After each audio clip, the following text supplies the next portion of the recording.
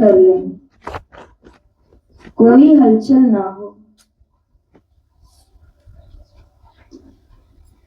आती हुई और जाती हुई इन श्वासों के ऊपर अपना ध्यान एकाग्र करें।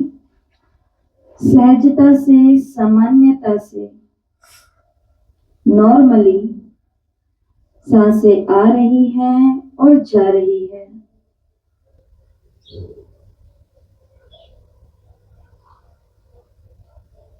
अपने भीतर की इस आवाज को सुने। इस बॉडी के अंदर कौन कौन सी आवाजें हैं? हार्ट बीट,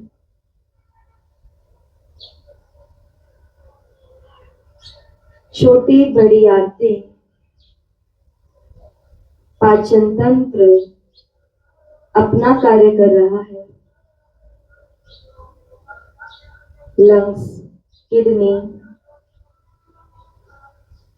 हर एक मांसपेशी, हर एक हड्डी, ब्रेन, ये कर्म इंद्रियां बिना किसी बेईमानी के ईमानदारी से अपना कर्तव्य निभा रही हैं। अब ध्यान दें अपने आप पर। क्या मैं ईमानदारी से पूरे दिन अपने कर्तव्य पर परायण हूं? मैं चेतना, मैं आत्मा, मैं ऊर्जा सुबह सुबह लक्ष्य लेती हूं कि जैसे आंखें पूरा दिन देखने का कर्तव्य निभा रही हैं, शरीर के अंदरूनी अंग अपना काम कर रहे हैं, पैरों को जहां जाना है, हाथों को जो कर्म करने हैं, मुख को जो बातें कहनी है, ब्रेन के अंदर जो तर्क और जो भावनाएं उत्पन्न हो रही हैं,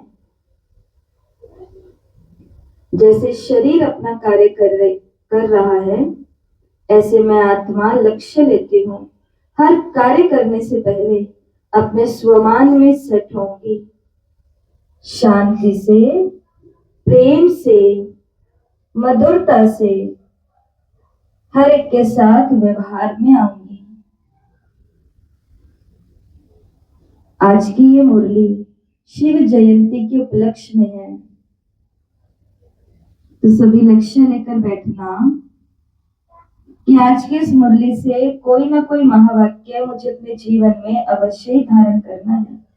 आशुतोष शिव बाबा को, भोलानाथ को अपने श्रेष्ठ जीवन का उदाहरण देकर प्रसन्न करना है। ओम शांति। सभी आंखें खोलें। तो आज 14 फरवरी 2026 है। विशेष शिव जयंती के निमित्त आज के महावाक्य हैं।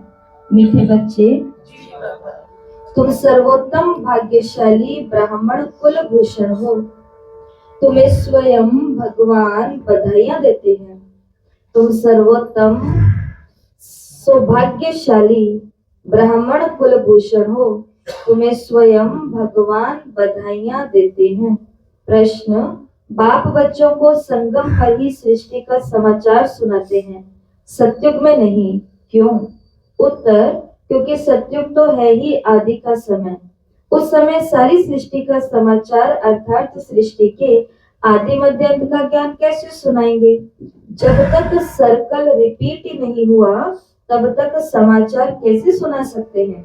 संगम पर ही तुम बच्चे बाप द्वारा पूरा समाचार सुनते हो। तुम्हें ही ज्ञान का तीसरा नेत्र मिलता है। ओम शांति। आज है त्रिमूर्ति शिव जयंती, सो ब्राह्मण जयंती, सो संगम युग जयंती का शुभ दिवस। बहुत है जिनको बाबा ईश्वरीय जन्म सिद्ध अधिकार की ग्रीटिंग्स भी नहीं दे सकते। बहुत है जिनको पता ही नहीं कि शिव बाबा कौन है, उनसे क्या मिलना है। वो फिर ग्रीटिंग्स क्या समझ सकेंगे? नए बच्चे बिल्कुल समझ ना सके। ये है ज्ञान डांस। कहते हैं ना, श्री कृष्ण डांस करता था, यहाँ बच्चियां राधे कृष्ण बन डांस करती है। बाबा ने कहा परंतु डांस की कोई बात नहीं है। वो तो वहां सत्युग में बचपन में प्रिंस प्रिंसेस के साथ डांस करेंगे। बच्चे जानते हैं ये बाप दादा हैं। दादा को ग्रेट ग्रैंड फादर कहा जाता है। ये दादा तो हुआ जिस्मानी फादर। यहाँ तो बिल्कुल वंडरफुल बात है। वो दादा है रूहानी और ये है जिस्मानी। इनको कहा जाता है बाप दादा। बाप से दादा द्वारा वर्षा मिलता है। वर्षा है दादे का अर्थात ग्रैंड फादर का। वो सब आत्माएं तो आपस में ब्रदर्स हैं, तो वर्षा तो बाप से ही मिलना है। बाप कहते हैं तुम आत्माओं को अपना शरीर अपनी कर्म इंद्रियां हैं। मुझे निराकार कहते हैं जरूर मुझे शरीर चाहिए। तब तो बच्चों को राजयोग सिखाऊं अथवा मनुष्य से देवता पतित से पावन बनने का मार्ग बताऊं। वाह मूत पलिती कपड़ धोए जरूर बड़ा दुखी होगा। गुरुवाणी में आता है ना कि वो आकर के केवल आत्मा की नहीं, वो इस पुराने कपड़े की भी क्या कर देता है, सफाई कर देता है। माना ये शरीर भी हमको कैसा मिलेगा, श्री कृष्ण की तरह बिल्कुल कंचन काया जैसा मिलेगा। तो भगवान कितना बड़ा धोबी होगा। वो धोबी तो कितना भी बड़ा होगा, लेकिन जरा ये तो सोच के देखो, जहाँ आत्मा और शरीरों की ऐसी धुलाई की जाए, ऐसी सफाई की जाए, तो वो धोबी घाट भी तो कितना बड़ा होगा। होगा कि नहीं होगा? होगा। कितना बड़ा होगा? इतना बड़ा है कि उसको सभी के सभी देशों को चुनना पड़ा। सभी देशों में अपने अमूल्य रत्नों को बिठाना पड़ा, भेजना पड़ा, जगाना पड़ा, तब जाकर के एक एक कंट्री के अंदर आज वो धोबी घाट खुले हैं, जिन्हें आप ब्रह्मा कुमारी आश्रम कहते हो, क्लासेस कहते हो, सेंटर कहते हो, सब सेंटर कहते हो, रिट्रीट सेंटर कहते हो, जो भी बोलना चाहो। लेकिन ये सभी भगवान के द्वारा बनाए और चुने और निर्माण किए गए धोबी घाट तो जरूर ही है। और वो यहाँ पर धुलाई स्वयं कौन करते हैं? शिव पिता परमात्मा। सारे विश्व की आत्माएं और शरीर धोता है। ज्ञान और योग से तुम्हारी आत्माओं को धोया जाता है। और धुलाई के लिए वो साबुन, सरफ, पानी या थापी बोलते हैं हम तो, जो भी है, तो ये सभी जो चीजें होती है, ब्रश वगैरह वगैरह, तो ये ज्ञान और योग से तुम्हारी आत्माओं को धोया जाता है। आज तुम बच्चे आए हो, जानते हो हम शिव बाबा को बधाइयां देने आए हैं। बाप फिर कहते हैं तुम जिसको ग्रीटिंग्स देते हो, वो बाप भी तुम बच्चों को ग्रीटिंग्स देते हैं, क्योंकि तुम हो बहुत सर्वोत्तम सौभाग्यशाली ब्राह्मण कुलभूषण। ब्राह्मणों को देवताओं से भी ऊंच कहा गया है। ऊंचते ऊंच तो बाप है। वो फिर आते हैं ब्रह्मतन में, उनके तुम बच्चे बहुत ऊंचे ऊंचे ब्राह्मण हो। ब्राह्मणों की है चोटी, उसके नीचे है देवताएं, सबसे ऊपर है परमात्मा अर्थात बाबा। बाबा ने तुम बच्चों को ब्राह्मण ब्राह्मणी बनाया है स्वर्ग का वर्षा देने के लिए। इन लक्ष्मी नारायण को देखो कितने मंदिर बनाए हैं, माथा टेकते हैं। भारतवासियों को ये जरूर मालूम होना चाहिए कि ये भी तो मनुष्य है। लक्ष्मी नारायण दोनों अलग अलग हैं। यहाँ तो एक मनुष्य के दोनों नाम रख देते हैं। एक का नाम लक्ष्मी नारायण अथवा अपने को विष्णु चतुर्भुज कहते हैं। लक्ष्मी नारायण अथवा राधे कृष्ण का नाम रखाते हैं। वो विष्णु तो है सूक्ष्म वतन का एम ऑब्जेक्ट। तो हमारी इस पढ़ाई का एम ऑब्जेक्ट या लक्ष्य क्या है? तो लक्ष्य है विष्णु बनना अर्थात लक्ष्मी नारायण बनना। तुम इस विष्णुपुरी के मालिक बनेंगे। ये लक्ष्मी नारायण विष्णुपुरी के मालिक है। विष्णु की होती है 4 भुजा, 2 लक्ष्मी की और 2 नारायण की। तो अभी हम कहीं गए थे ना, जैसे सेवाएं चल रही शिवरात्रि की, तो आपको 2-3 दिन पहले भी समाचार दिया था। तो वहां पर कोई छोटी उम्र की बहन थी जिसकी लगभग 10वीं क्लास में बच्ची पढ़ती है। तो वो बहन कहती कि ज्ञान तो बहुत अच्छा है, बातें बहुत अच्छी लग रही है, मेडिटेशन भी सीखना है, सब कुछ करना है, लेकिन कुछ मन में आ रहा है। हमने कहा क्या आ रहा है? तो थोड़ा सा उसने दिल बड़ा किया और बड़ा दिल रखते हुए उन्होंने पूछ लिया। कहते कि कहीं पर ऐसा तो नहीं हो जाएगा ना कि हम आपकी तरह मोटे बन जाएंगे, अर्थात हम भी कोई साधु संत से बन जाएंगे कोई घर बार छुड़ा देंगे या कुछ ऐसा हो जाएगा। हमने कहा ये तो आपने बहुत ही अच्छी बात पूछी, क्योंकि ये मोहल्ला नया, ये एरिया नया, हम आपके लिए नए, आप हमारे लिए नए, सुनने वाले लोग नए नए, तो सबके अंदर शायद ये प्रश्न आ सकता है। तो आपने तो बहुत ही अच्छा किया ये पूछ लिया। और उस कार्यक्रम में हमारी क्लास की जो माताएं हैं वो भी गई थी, तो उन्होंने बोला कि ये देखो ये तो मोटे नहीं बने, इन्होंने तो कुछ भी नहीं छोड़ा। आज हम ममता बहन के यहाँ बैठे हैं, ऐसी एक एक माताओं के यहाँ भी हम घूम करके आए हैं। और आज लास्ट ये शिवरात्रि का कार्यक्रम, सुबह का जो कार्यक्रम है वो लास्ट संपन्न हो रहा है यहाँ पर, और कल फाइनल शिवरात्रि हम बाबा के घर सेलिब्रेट करेंगे।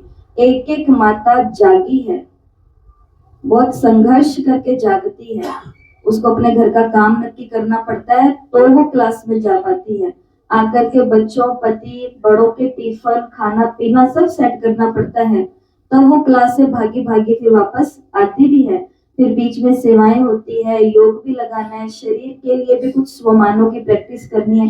ये सब कुछ करते कराते साल में एक दिन वो अपने भी आस पड़ोस वालों को, रिश्तेदारों को, सबको इकट्ठा करती है कि जो मैंने पाया वो ये भी पाए। मैं भी अपने गृहस्थी को सुंदर बनाने का पूरा प्रयत्न कर रही हूँ, ये भी अपनी गृहस्थी को पूरा सुंदर बनाने का प्रयत्न करे। तो क्या ये छुड़ाना होता है या आपको घर में और भी जुड़ाना होता है? ये तो और भी जुड़ाना होता है ना। तो ऐसी बातें नहीं सोचनी है। लेकिन ये बात आपको क्यों बताई? क्योंकि हम विष्णु की बात आई।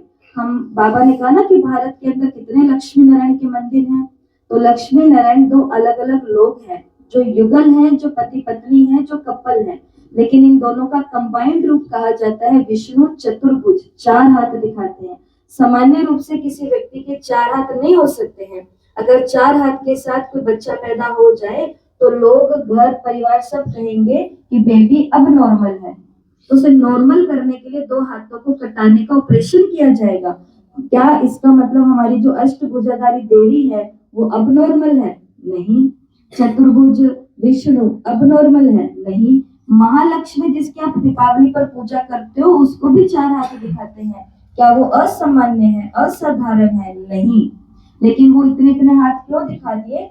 पति पत्नी इकट्ठे प्रेम, ज्ञान, सद्भावना के साथ अपना पूरा विश्व चलाते थे। इसके लिए 2 हाथ लक्ष्मी के हैं और 2 हाथ नारायण के हैं।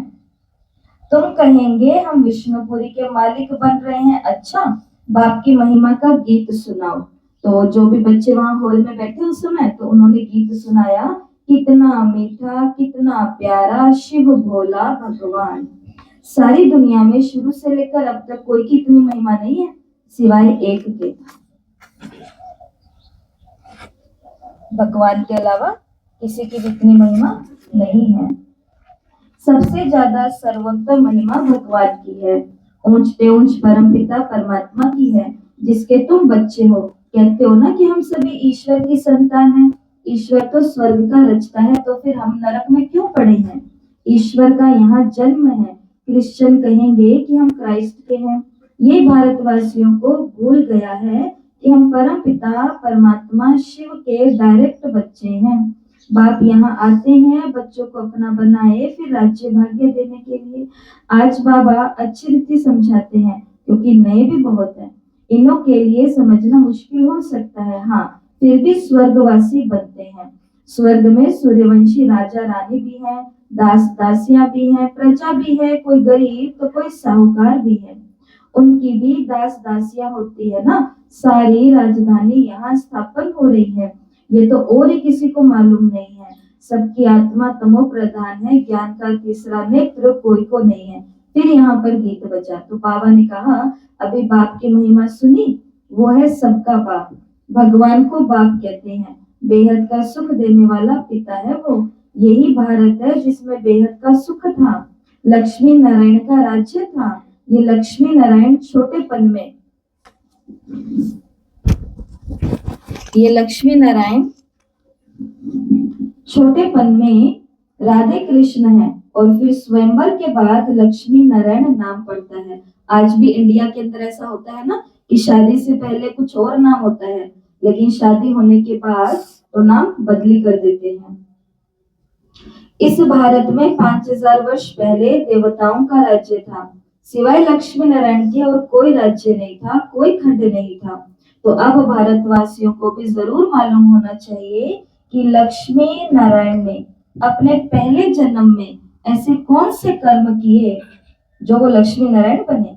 जैसे कहेंगे कि बिड़ला ने कौन से अच्छे काम किए जो इतना धनवान बना, जरूर कहेंगे पिछले जन्म में दान पुण्य किया होगा।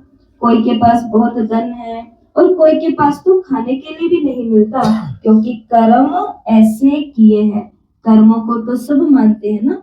हमारा भारत क्यों महान है? भारत ने संसार को बहुत कुछ दिया है, लेकिन भारत ने आध्यात्मिकता के अंदर कुछ ऐसी खास चीजें संसार को दी है जो संसार को पता नहीं था। भारत ही एक ऐसा देश है जिसने संसार को कर्म फिलोसफी दी। कर्मों की गुह्य गति भी कोई चीज होती है, ये भारत ने संसार को बताया। और इसलिए देखो अभी तो विदेश के लोग भी जो है वो किस पर ध्यान दे रहे हैं? अच्छा अच्छा बोलो, अच्छा अच्छा देखो, अच्छे अच्छे लोगों के साथ रहो, अच्छे अच्छे काम करो, हेल्प करो, सिंपैथी रखो, इम्पैथी रखो, सब चीजों पर ध्यान दिया जा रहा है, क्योंकि सबको मालूम है कि हम कितना भी कुछ अच्छा कर ले, माना अच्छा ले ले, लेकिन बिना कर्मों के कोई भी इंसान की सदगति नहीं हो सकती है। तो कर्मों को तो सब मानते हैं ना। कर्म अकर्म विकर्म की गति गीता में भगवान ने सुनाई है, जिसकी महिमा सुनी। शिव भगवान है एक, मनुष्य को भगवान नहीं कहा जा सकता। अब बाप कहाँ आया है समझाते हैं। सामने तो महाभारत लड़ाई खड़ी है, तो मीठे ते मीठा बाबा समझाते हैं। इनको दुख में तो सब याद करते हैं, दुख में सिमरण सब करे, सुख में करे ना कोई। शिव बाबा को दुख में सब याद करते हैं, सुख में कोई नहीं करता। स्वर्ग में तो दुख है ही नहीं, और भगवान यहाँ के सुख और दुख की बात नहीं कर रहे हैं। भगवान बेहद का है, तो वो बेहद की बातें करता है। वो कहते हैं जब तुम स्वर्ग में हो, सत्युग त्रेता में हो, तो मुझे कोई याद नहीं करता है। वहां बाप का पाया हुआ वर्षा जो था 5000 वर्ष पहले, जब शिव बाबा आया तो भारत को स्वर्ग बनाया। अब नर्क है, बाप आए हैं स्वर्ग बनाने। तो बताओ कौन कौन जाना चाहता है स्वर्ग में? अभी कल कहीं गए तो मैंने से पूछा कौन कौन जाएगा स्वर्ग में, तो कुछ ने हाथ ऊपर किया, कुछ ने नहीं किया। तो मेरे को अंदर में डाउट आया, ऐसे क्यों हुआ कि हाथ क्यों नहीं ऊपर किया। फिर मेरे को अंदर से एकदम से भाव पैदा हुए और मैंने पूछ लिया कि कहीं आप वो वाला स्वर्ग तो नहीं सोच रहे? नहीं नहीं, वो वाला स्वर्ग नहीं। वो तो आप चाहो चाहे नहीं चाहो, वो तो फोटो के आगे पीछे कहीं ना कहीं लगा ही देंगे, लेकिन उससे हम स्वर्ग में पहुंच नहीं जाएंगे। तो स्वर्ग में कैसे पहुंचेंगे? आप चाहते हो कि मैं मेरे नए घर में जाऊं, जो घर बहुत आलीशान है, बहुत सुंदर सुंदर फर्नीचर है, बहुत बड़े बड़े रूम है, बहुत अच्छी सी शानदार रसोई है, वहां पर ये है वो है, ये सब कुछ कर रहे हैं, लेकिन उससे पहले वो घर बनाना भी तो पड़ेगा, ऐसे पहुंच जाएंगे। स्वर्ग में जाना है तो भगवान कहते हैं ये जो नर्क तुमने बनाया है ना, इसकी अब सफाई करो, इससे अब क्या बनाओ? स्वर्ग बनाओ। और ब्रह्मा बाबा ने जो करके दिखाया वो सभी को करना है। जब परमात्मा शिव ने इन महान आत्मा को ये संदेश दिया कि अब तुम्हें दुनिया को स्वर्ग बनाना है, तो ब्रह्मा बाबा ने संकल्प लिया, चैरिटी बिगिंस एट होम। स्वर्ग बनाने की शुरुआत, दान पुण्य करने की शुरुआत कहाँ से शुरू करनी है? अपने घर से। और घर में भी कौन है सबसे पहले? खुद से। तो स्वर्ग तो बनाऊंगी, स्वर्ग में जाऊंगी भी जरूर, जाने से पहले बनाऊंगी, और बनाने से पहले अपना पहले जेब भी तो देखा जाता है, बैंक बैलेंस भी तो देखा जाता है, जमीन जायदाद भी तो देखी जाती है, मेरे पास इन्वेस्टमेंट कितनी है, तब जाके वो घर का निर्माण होता है। इसके लिए अब बताओ कौन कौन है जो स्वर्ग में जाना चाहता है? हाथ तो उठाओ, भगवान सुबह सुबह तथास्तु कर देगा। हाँ, स्वर्ग का मतलब होता है, हाँ जी हाथ नीचे कर सकते हैं। स्वर्ग का मतलब आपको बता देते हैं, जो भगवान बताते हैं। स्वर्ग उस दुनिया को कहा जाता है जहाँ तन मन धन और जन चारों प्रकार के दुख नहीं होते हैं, चारों प्रकार के सुख इकट्ठे होते हैं। कोई कहे कि नहीं जी हमारे लिए तो यहाँ ही स्वर्ग है, मेरा परिवार सुखी है, संपन्न है, सब है। भगवान कहेंगे अपना मन देखो, क्या सदा सुख में रहता है? नहीं, चिंता में रहता है। क्या आपका धन है वो सदा एक ही समान निरंतर भाव से उन्नति की ओर और शुद्धता की ओर बढ़ता है? तो हम सभी को मालूम है हमारा धन जो है आज वो कहाँ कहाँ जा रहा है। व्यसनों की तरफ भी जा रहा है और भी बहुत तरफ चला जाता है। तो जन भी हमें मालूम है, धन भी हमें मालूम है, मन भी हमें मालूम है, और तन तो बहुत अच्छे से मालूम है। इसलिए श्री कृष्ण को किसी ने छींक लेते हुए भी नहीं देखा होगा, क्योंकि वो दुनिया ऐसी है जहाँ तन मन धन और जन चारों सुख है। तो आपने कहा कि हम स्वर्ग में, आवाज तो आई नहीं, दुनिया को तो पता नहीं है, कहते हैं हम सब अंधे हैं, अंधों की लाठी प्रभु आप आओ, आकर हमें आंखें प्रदान करो। ये तो सब लोग कहते हैं ना, जब किसी मझधार में फंस जाते हैं, दुविधा में फंस जाते हैं, तो भगवान के आगे बैठ के क्या बोलते हैं? भगवान मेरे को कोई रास्ता दिखाई नहीं दे रहा, आप ही कुछ दिखाओ। तो रास्ता देखने के लिए तो चमड़ी की आंखें है ना, फिर भी हम कौन सा रास्ता चाहते हैं? वो रास्ता जिससे मैं तनाव मुक्त बन जाऊं, जिससे मैं चिंता मुक्त बन जाऊं, जिससे मैं विकार मुक्त बन जाऊं। तो भगवान कौन सी आंख देते हैं? तुम बच्चों को ज्ञान का तीसरा नेत्र मिलता है। जहां आत्माएं रहती हैं वो है शांति धाम, वहां परमात्मा भी रहते हैं। तुम आत्माएं और हम रहते हैं, इनकी आत्मा को कहते हैं मैं तुम सब आत्माओं का बाप, वहां रहता हूँ। तुम पुनर्जन्म का पाठ बजाते हो, मैं नहीं बजाता हूँ। तुम विश्व के मालिक बनते हो, मैं नहीं बनता हूँ। तुम 84 जन्म लेते हो, मैं नहीं लेता हूँ। तुमको समझाया था कि हे बच्चे, तुम अपने जन्मों को नहीं जानते। 84 लाख जन्म कहते हैं। बाबा ने कहा ये झूठी बातें हैं। मैं ज्ञान का सागर पतित पावन हूँ। मैं आता तब हूँ जब सब पतित बन जाते हैं। बाप आकर के सृष्टि के आदि मध्य अंत का राज समझाए, त्रिकालदर्शी बनाते हैं। बहुत पूछते हैं कि पहले पहले मनुष्य को कैसे रचा, भगवान ने सृष्टि कैसे रची? तो एक शास्त्र में दिखाते हैं, प्रलय हुई और फिर सागर में पीपल के पत्ते पर बच्चा श्री कृष्ण आया। बाबा कहते हैं ये बेहद का ड्रामा है। दिन है सत्युग त्रेता और रात है द्वापर कलयुग। बच्चे बाप को बधाइयां देते हैं। बाप कहते हैं तत्वम, तुम्हें भी बधाई हो। तुम भी 100% दुर्भाग्यशाली से 100% भाग्यशाली बनते हो। तुम भारतवासी वो थे, परंतु किसी को पता नहीं हम भारतवासी क्या थे, देवी देवताएं। इसलिए राजस्थान की तो महिमा में आता है, देश की महिमा में आता है अधरती दोरारी अठ देव रमन न आवे। तो ये धरती है ना जो रेगिस्तान है, यहाँ पर देवी देवताएं विचरण करते हैं। और क्या कहते हैं भारत की महिमा में? और क्या कहते हैं? मेरे देश की धरती सोना उगले उगले हीरे मोती, मेरे देश की धरती। और क्या कहते हैं अपने देश के बारे में? जहाँ डाल डाल पर सोने की चिड़िया करती थी बसेरा, थी जहाँ डाल डाल पर सोने की चिड़िया करती थी बसेरा, वो भारत देश है मेरा। देश तो यही है मेरा, लेकिन पास्ट बताया गया कि ये वो देश था जहाँ डाल डाल पर सोने की चिड़िया थी। तो सच में ऐसा नहीं है कि उड़ने वाली चिड़िया गोल्ड की थी, नहीं नहीं, कंचन था वहां सब कुछ, सतो प्रधान था वहां पर सब कुछ। लेकिन बाबा ने भी मुरली में एक बात कही, तो बहुतों को डाउट आ सकता है कि भगवान कहते हैं तुम 84 लाख जन्म नहीं लेते। कितनी ये भी एक दुर्भाग्य की बात है, और कितनी हंसी की बात है, और कितनी अज्ञानता की बात है। जब हम कोर्स कराते हैं और उस समय ये बोलते हैं कि मनुष्य आत्माएं ज्यादा से ज्यादा 84 जन्म लेते हैं, 84 लाख योनियों में नहीं जाते हैं, तो वो लोग आर्ग्यूमेंट करते हैं ऐसे कैसे, हम तो कुत्ता भी बनेंगे, हम तो बिल्ली भी बनेंगे, हम तो कॉकरोच भी बनेंगे, हम तो मक्खी भी बनेंगे, हम तो चींटी भी बनेंगे। और हम उनको बोलते हैं कि शिव बाबा बोलते हैं हम तो पहले लक्ष्मी नारायण थे, तो मानते ही नहीं है। बताओ ये दुर्भाग्य है कि नहीं है? अपने आप को कॉकरोच मानने को हम तैयार है, अपने आप को कुत्ता मानने को हम तैयार हैं, लेकिन कोई हमें कह रहा है कि अरे हम तो जिनकी दिन रात पूजा करते हैं, हम कभी इनके खानदान में थे, हम कभी इनके बच्चे थे, हम कभी इनके जैसे थे, तो आर्ग्यूमेंट करते, मानते नहीं है। इसलिए बाबा ने बच्चों को कहा कि तुम भी 100% ऐसे दुर्भाग्यशाली थे और तुम क्या बन गए हो, सौभाग्यशाली। इसलिए लेसन पूरे लो।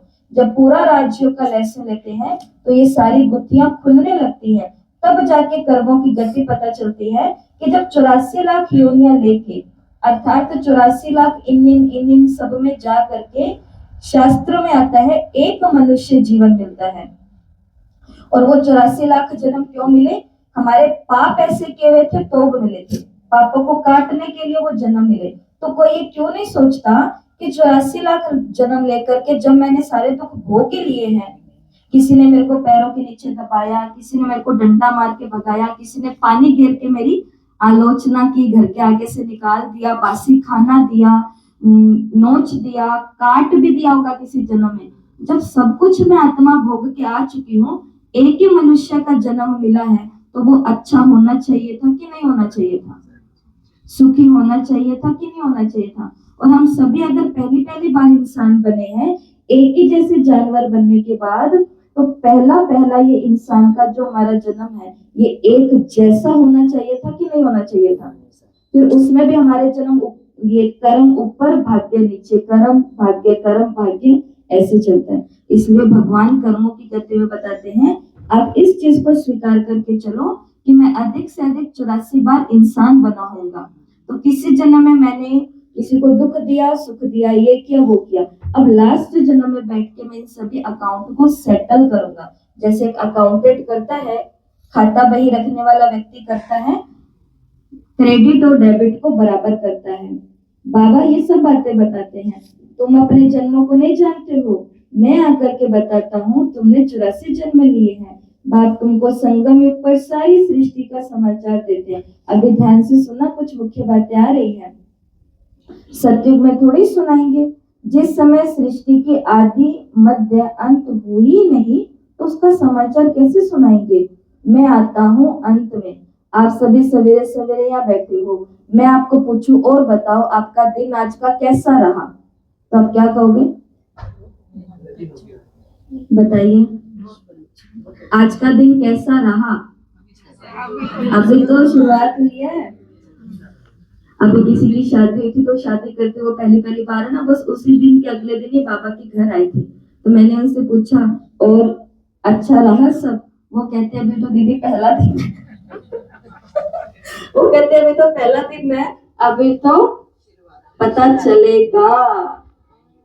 इस बात को समझना, अगर भगवान कह रहा है कि मैं सत्युग में नहीं आता, इसका मतलब है कि भगवान तो ज्ञान का सागर है ना, तो वो ज्ञान आकर के सृष्टि के आदि मध्य और अंत का बताता है।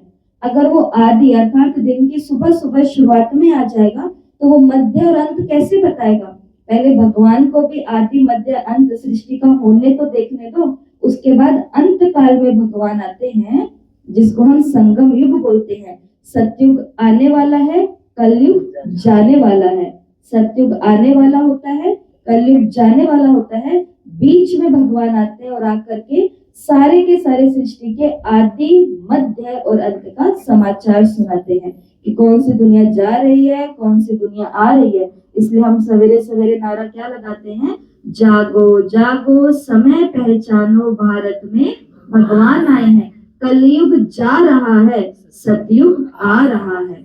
जिस प्रकार से रात जाती है और सुबह आने वाली होती है, तो बीच में अमृत वेला आता है ना, ब्रह्म मुहूर्त आता है, मालूम सबको है। लेकिन बहुत कम प्रतिशत लोग होते हैं, 1 या 2%, जो उस समय का लाभ ले पाते हैं।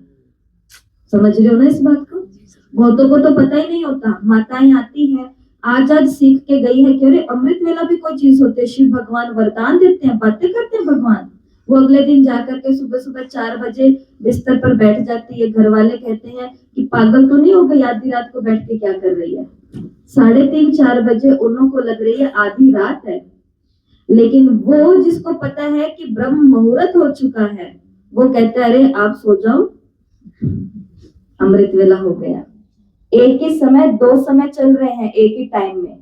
बहुतों के लिए कलयुग है, कलयुग है, कलयुग है, घोर कलयुग है। लेकिन कुछ 5% आत्मा इस धरती पर होंगी जो कहती है संगम युग है, संगम युग है, संगम युग है। इसलिए हम लोग इसी कॉन्शियस में रहते हैं कि ये संगम युग है।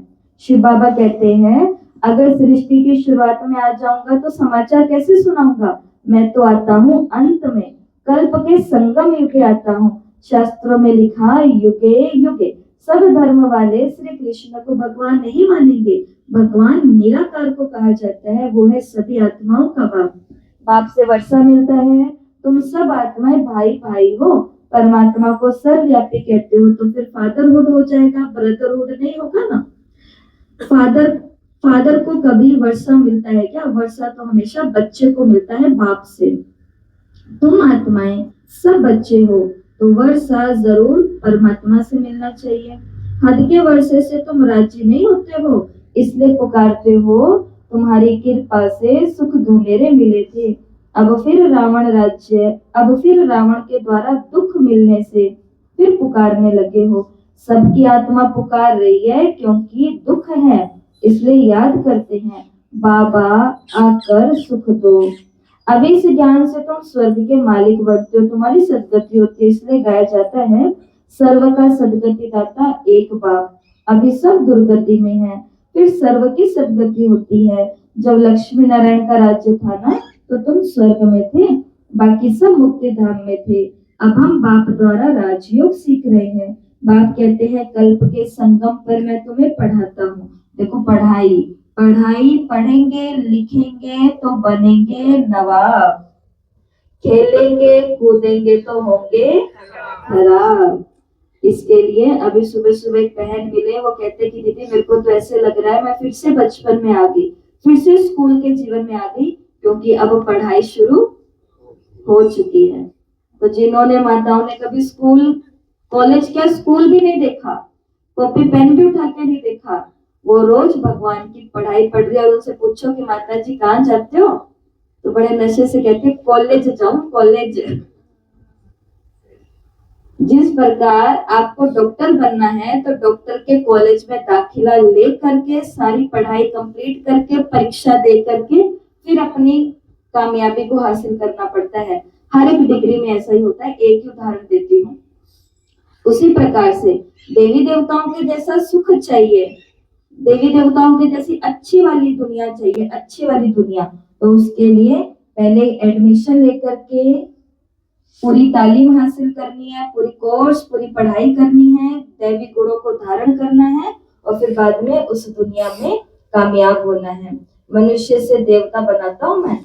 अभी तो बच्चों को सारा राज समझाता हूँ। शिवरात्रि कब हुई ये मालूम तो होना चाहिए ना, क्या हुआ, शिव बाबा कब आया, कुछ भी तो नहीं जानते, पत्थर बुद्धि बन जाते हैं। अभी तुम पत्थर बुद्धि बने, भारत तो पारस बुद्धि था, गोल्डन एज था।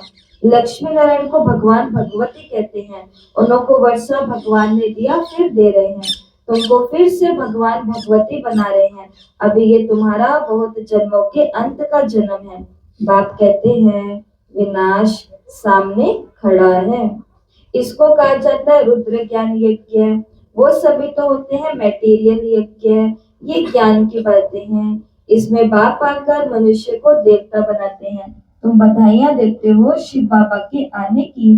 बाबा फिर कहते हैं मैं अकेला थोड़ी आता हूँ, मुझे भी शरीर चाहिए, तो मुझे ब्रह्मा तन में आना पड़े, पहले सूक्ष्म वतन रचना पड़े, इसलिए फिर इसमें प्रवेश करता हूँ। ये तो पतित था, 84 जन्म ले पतित बना, सब पुकारती थी। अब आप कहते हैं मैं फिर से आया हूँ तुम बच्चों को वर्षा देने। बाप ही भारत को स्वर्ग का वर्षा देते हैं। स्वर्ग का रचयिता बाप है, जरूर स्वर्ग की गिफ्ट देंगे, स्वर्ग की सौगात देंगे। अभी तुम स्वर्ग के मालिक बन रहे हो, ये पाठशाला है। भविष्य में मनुष्य से 21 जन्मों के लिए देवता बनने की तुम स्वर्ग के मालिक बन रहे हो। 21 पीढ़ी तुम सुख पाते हो। इसलिए रामचरितमानस में क्या आता है, कन्या वो जो 21 कुलों का उद्धार कर दे। कोई नहीं सोचता 21 कुल कौन से होते हैं, तो भगवान आकर के ऐसा हमें इंसान बनाता है कि हम अपने ही 21 जन्मों का कल्याण कर लेते हैं। वहां कभी भी अकाले मृत्यु नहीं होती है। जब शरीर की आयु पूरी होती है तो साक्षात्कार हो जाता है। एक शरीर छोड़ करके दूसरा लेते हैं। यहाँ पर बाबा ने सांप का मिसाल दिया। तुम बच्चे अभी बाप को बधाइयां देते हो, बाप फिर तुमको बधाइयां देते हैं। अभी तुम दुर्भाग्यशाली से सौभाग्यशाली बन रहे हो, पतित मनुष्य से पावन देवता बन रहे हो। चक्कर तो फिरता रहता है। ये तो तुम बच्चों को समझाना है। ये ज्ञान फिर प्राय लोप हो जाएगा। सत्युग में ज्ञान की दरकार नहीं है। अभी तुम दुर्गति में हो, इसलिए तुम्हें ज्ञान मिलता है। बाप ही आकर स्वर्ग की स्थापना करते हैं। सर्व का सतगुरु एक ही है। बाकी भक्ति मार्ग के कर्म कांड से बाबा ने कहा सतगति नहीं हो सकती। माना स्वर्ग का लक्ष्य किसी को भी पता नहीं होता है, ये बात यहाँ हो रही है। सबको सीढ़ी तो नीचे उतरना ही है। भारत सतो प्रधान था, फिर 84 जन्म लेने पड़े। अब तुमको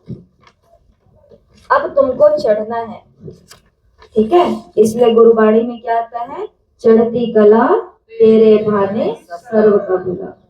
तो अब भगवान कह रहे अब चढ़ो। सीढ़ी नीचे उतरने में कोई जोर लगता है? बताओ। फटाफट से आए, भागे, उतरे, गए। लेकिन जब चढ़ना होता है तो सहारा चाहिए। सांस ऊपर नीचे हो जाती है, मुंह भी बोलता अरे अरे अरे। और उस दिन तो ठान ही लेते हैं कि ऊपर कुछ रखना ही नहीं है, नीचे ही करो जो करना है। ऊपर ऊपर बार बार ऊपर नीचे। तो चढ़ना मुश्किल है। इसलिए भगवान कहते हैं कि मैं तुम्हारे लिए क्या लेके आया हूँ, ज्ञान और योग की लिफ्ट लेकर के आया हूँ। चढ़ने की भी मेहनत नहीं करनी है। मुक्ति धाम अपने घर जाना है। अब नाटक पूरा होता है। ये पुरानी दुनिया खत्म हो जाएगी। भारत अविनाशी खंड है। बाप का जन्म स्थान कभी खत्म नहीं हो सकता है।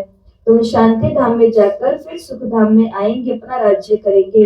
पतित और पावन भारत में होते हैं। 84 जन्म लेते लेते पतित बने हो, योगी से भोगी बने हो। ये है रौरव नर्क, महान दुख का समय है। रौरव नर्क का मतलब क्या होता है? नर्क बताए हैं 4-5 प्रकार के, उसमें से जो सबसे बुरा नर्क है उसको कहते हैं रौरव नर्क। तो रौरव नर्क में तो बहुत कुछ दिखाते हैं। वो बड़े बड़े तेल कढ़ाई, इंसान उसमें तला जा रहा है, उल्टा उसको लटकाया जा रहा है, नीचे आग आ रही है, कांटे चुभाए जा रहे हैं, बहुत कुछ उसके साथ हो रहा है। लेकिन भगवान हमको कहते हैं रौरव नर्क का सिंपल सा मतलब है एक ऐसी दुनिया जहां हर आत्मा अंदर ही अंदर रो रही है। ये है रौरव नर्क, दुख में है, महादुख का समय है। अभी तो बहुत दुख आने वाले हैं। खूने नाहेक खेल होने वाला है। बैठे बैठे बॉम्ब्स गिरेंगे। तुमने क्या गुनाह किया? नाहेक सबका विनाश हो जाएगा। विनाश का साक्षात्कार भी बच्चों ने किया है। अब तुम सृष्टि के चक्र को जान गए हो। तुम्हारे पास ज्ञान की तलवार है, ज्ञान के खड़ग है। तुम हो ब्रह्मा के मुख की वंशावली। प्रजापिता भी बाबा है। कल्प पहले भी इसने मुख वंशावली पैदा की थी। बाप कहते हैं मैं कल्प कल्प आता हूँ, इनमें प्रवेश कर तुमको मुख वंशावली बनाता हूँ। ब्रह्मा के द्वारा स्वर्ग की स्थापना करता हूँ। और ये बात मुरली में पहली बारी नहीं आई है, ये बात तो हमारे शास्त्रों में आई है कि ब्रह्मा जी ने सृष्टि रची। और पहले पहले किसको रचा? ब्राह्मणों को रचा। कैसे रचा? मुख से ब्राह्मण पैदा किए। मुंह खोला और अंदर से ब्राह्मण निकल करके आए। लेकिन हमने कथा पर यकीन कर लिया, कभी नहीं सोचा कि मुंह से इंसान, बड़ा आदमी, बुजुर्ग आदमी कैसे आ सकते हैं। तो मुंह से ब्राह्मण निकले, अर्थात ज्ञान सुनाते गए और सामने वाली आत्मा लक्ष्य धारण करती रही कि मुझे भी अब नारकीय जीवन नहीं जीना, मुझे भी अब योग और ज्ञान के द्वारा अपने जीवन को सुंदर, सत्व प्रधान, अच्छा बनाना है। यहाँ होती है रचना। ब्रह्मा के द्वारा स्वर्ग की स्थापना कराता हूँ। स्वर्ग में तो भविष्य में जाएंगे। छीछी दुनिया तो खत्म होनी है। बेहद का बाप आते हैं नई दुनिया रचने के लिए। ध्यान से सुनना। बाप कहते हैं मैं तुम बच्चों के लिए हथेली पर भविष्य लेकर के आया हूँ, हथेली पर स्वर्ग लेकर के आया हूँ। तुमको कोई तकलीफ नहीं देता हूँ। है कोई तकलीफ? कोई तकलीफ नहीं है। सुनाने वाली सुना रही है, हमें तो आराम से बैठना है, ज्ञान सुनना है, इतना सा तो काम करना है। कोई तकलीफ नहीं देता हूँ। तुम सब द्रौपदियां हो। अच्छा, मीठी मीठी सिक्की लेते बच्चों प्रति माता पिता बाप दादा का याद प्यार और गुड मॉर्निंग। रूहानी बाप की रूहानी बच्चों को नमस्ते। हम रूहानी बच्चों की रूहानी माता पिता बाप दादा को याद प्यार नमस्ते। ओम शांति। शुक्रिया बाबा, शुक्रिया, वाह बाबा वाह। धारणा के लिए मुख्य सार। तो 4 पन्नों के इस मुरली में 2 पॉइंट ऐसे आते हैं जिनके ऊपर हम पूरा दिन पुरुषार्थ करते हैं, एक होमवर्क की तरह। पहला, देवताओं से भी ऊंच हम ब्राह्मण सर्वोत्तम है, इस रूहानी नशे में रहना है। ज्ञान और योग से आत्मा को स्वच्छ बनाना है, ज्ञान और योग से आत्मा को स्वच्छ बनाना है। दूसरा, सबको शिव बाबा के अवतरण की बधाइयां देनी है, बाप का परिचय देकर पतित से पावन बनाना है, रावण दुश्मन से सबको मुक्त करना है। आज का वरदान है, हर दिन की मुरली में भगवान हमें वरदान देते हैं। आज का वरदान, विस्तार की रंग बिरंगी बातों से किनारा कर, विस्तार की रंग बिरंगी बातों से किनारा कर, मुश्किल को सहज बनाने वाले सहज योगी भव। बहुत अच्छा वरदान है। जब बाप को देखने के बजाय बातों को देखने लग जाते हो ना, भगवान को देखने के बजाय किनको देख रहे हैं, यहाँ क्या हो रहा है, वहां क्या हो रहा है, कौन आ रहा है, कौन जा रहा है, उसके घर गाड़ी में कौन आया, उसके घर बाइक पे कौन आया, उसके घर आज बत्ती वाली गाड़ी थी, उसके बाद उसके घर आज ये निकले, उसके घर में आज जोर जोर से आवाज आ रही थी, उसकी बच्ची अपने ससुराल क्यों नहीं जा रही है, उसकी बहू अपने ससुराल वापस क्यों नहीं आ रही है। भगवान को देखने के बजाय क्या देख रहे हैं, संसार की झूठी झूठी। लेकिन ये बातें बहुत मजेदार होती है वैसे, क्योंकि इनमें थोड़ा मिर्च मसाला है, थोड़ा तड़का लगा हुआ है। भारत ने सबको कर्मों की गति समझाई, आज सबसे बुरे कर्मों में कौन लगा हुआ है, वही तो लगा हुआ है। विदेश के लोग तो बहुत बिजी है, अपना अपना कमाया, अपना अपना खाया, उनको तो ये भी नहीं पता पड़ोसी क्या कर रहा है, और हमें ये नहीं पता मेरे घर वाले क्या कर रहे हैं, उसके अलावा सब क्या कर रहे हैं। इंडिया के लोगों को ये पता होता है। दुर्भाग्य है कि नहीं है, कितना बड़ा दुर्भाग्य है। जो सिद्धांत हमने संसार को दिया, संसार उस पर चल रहा है और हम रंग बिरंगी बातों में लग जाते हैं। ध्यान देना, जब बाप को देखने के बजाय बातों को देखने लग जाते हो ना, तो कई क्वेश्चन उत्पन्न होते हैं और फिर सहज बातें भी मुश्किल अनुभव होने लगती हैं, क्योंकि बातें वृक्ष के समान है और बाप बीज के समान है। पेड़ सबको दिखाई देता है, लेकिन उस पेड़ को पेड़ बनाने वाला वो बीज कभी दिखाई देता है, नहीं दिखाई देता। जो विस्तार वाले वृक्ष को हाथ में उठाते हैं, वो बाप से किनारा कर लेते हैं, फिर विस्तार का एक जाल बन जाता है जिसमें खुद फंसते जाते हैं। बातों के विस्तार में रंग बिरंगी बातें होती हैं जो अपनी तरफ और भी आकर्षित कर लेती हैं। इसलिए बीज रूप बाप को याद करने से, बिंदी लगाकर उन सभी से किनारा कर लो तो सहज योगी बन जाएंगे। ये तपस्या करो कि मुझे वृक्ष को नहीं देखना, मुझे बाप को देखना है, मुझे बातों को नहीं देखना, मुझे बाप को देखना है। बाबा ने कहा उनसे किनारा करो तो आप क्या बन जाएंगे, सहज योगी बन जाएंगे। अभी तो क्या बन गए हैं, भोगी बन गए हैं, लेकिन भगवान कहते हैं अभी तुमको क्या बनना है, योगी बनना है।